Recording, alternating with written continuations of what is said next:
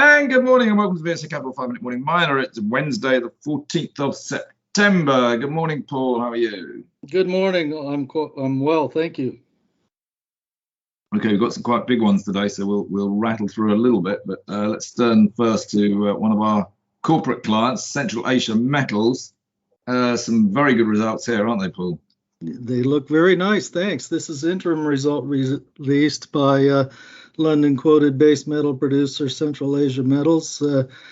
They, among other things, though they had a small marginal fall in copper, lead, and zinc production overall as far as tons of concentrate is concerned, the much higher prices on these metals was such that their performance otherwise on the bottom line much better here. Net revenue of $101 million versus just $71 million on a year-on-year basis. Cash at back at the end of 30th of June was $54 million for a rise of about $7 million overall. And as a result, with that extra cash, they decided to pay down some debt post-period end in advance. They made a $10 million payment against debt right after the period end. VSA mine otherwise producing pretty steadily here, as well as the Kounrad operation, which is dump leach copper in Kazakhstan. And they said that in the forward outlook that they thought they would reach the upper end of their production guidance for Kounrad for 2021 and the lower end of the VSA mine guidance. So overall, they benefit quite nicely here from the higher prices. And of course, it was a nice divvy they paid as well. So that's one of the keys to Central Asia Metals, known as Camel. Look, the market likes it. It's up 15% today, trading at 247p. It's a high quality company.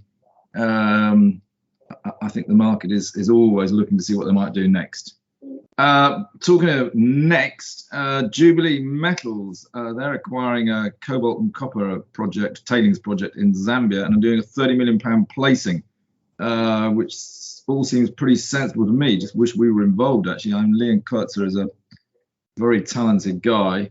What are your thoughts, Paul? Yes, this is we're getting further clarity this time on something they had talked about in their analyst call about 10 days ago now with us.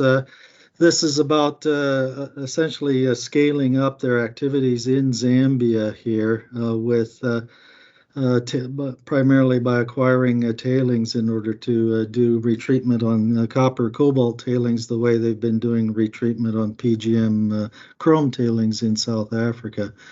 The transaction value for the three different projects they're buying majority control of about $25 million US, and hence the background for the conditions to complete those deals is such that they proceed with the £30 million placing here in order to finance that.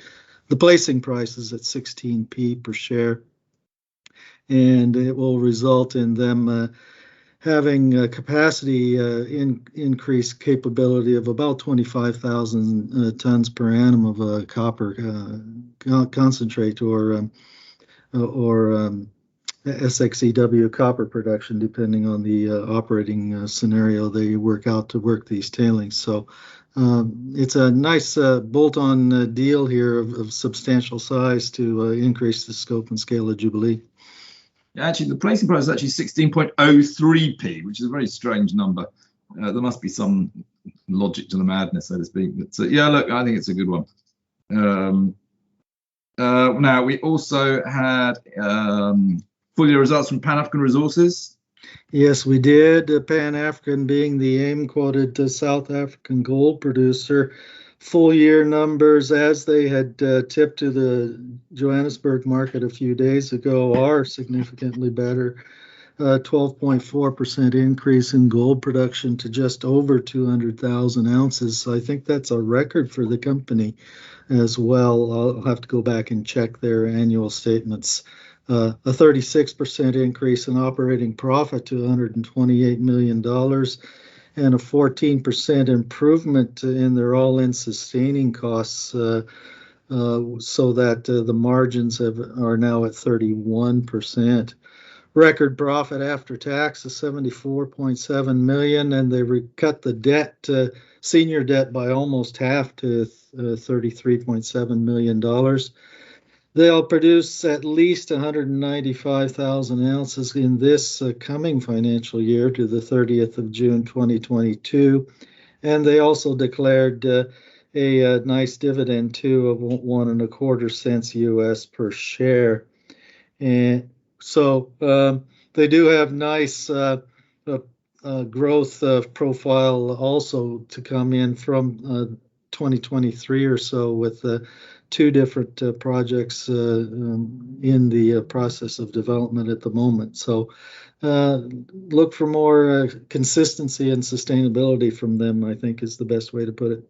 Yeah, look, they're a great set of results. They're also improving their ESG activities, aren't they, by planting a blueberry project in their in the Barberton mine area. So yes, and fruit crops is not something you normally see out of South Africa, so there should be a nice commercial aspect to it for the local populace in order to increase their variety of fruit crops in South Africa. I'm looking forward to watch other mining companies plant fruit crops and announce it. I think it'll be rather exciting. We have all sorts of fun, you know. Yes. Strawberries and raspberries and I don't know what, you know, it'd be rather good. Anyway, also we had interim results today from Bakersfield Natural Resources Trust, didn't we? Yes, we did. They put out a statement. They're carrying about 106 million pounds worth of equity in various private companies. Over 95% of their portfolio is in private companies. They did also let the market know that they do have a significant position in what is to come, the pending IPO of Tungsten West, which is also a VSA client at this time. Yeah, the NAV was surprisingly not up that much at this stage. I think that's just a sort of timing issue because Baker Steel, actually, the Natural Resources Trust, actually has performed pretty well in the last, should we say, 2 years or so. Back in 2019, I was thinking of buying them, then I didn't. They were 40p, they're now 84p. So actually, no, it's been a nice sort of steady performer.